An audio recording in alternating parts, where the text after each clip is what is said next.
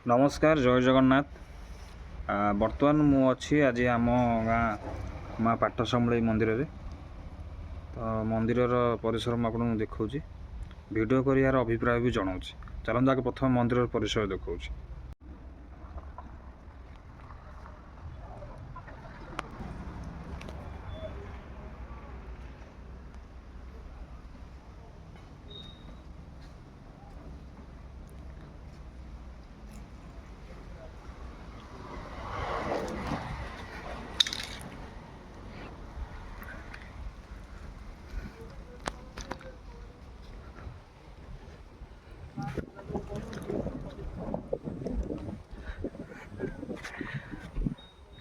एठी गोटे आजबेस्ट घरटे तैयारी होची।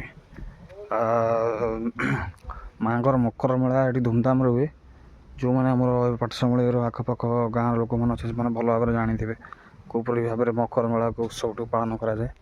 तो से जो आजबेस्ट घर होची आजबेस्ट घरटी एक्चुअली से रोषेबास आयोजन हम कारण बाहर रोषेबास हुए। तो ये से रोषेबास हम तो बहुत बड़ आकार से घरटी होची।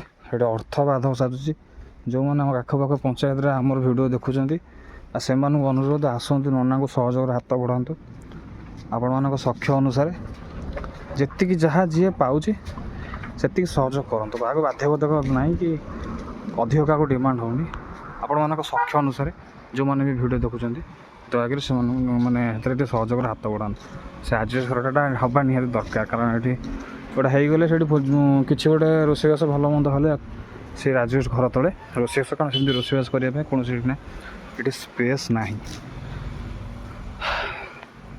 आशा करुँच सहयोग हाथ बढ़े रही। जय जगन्नाथ।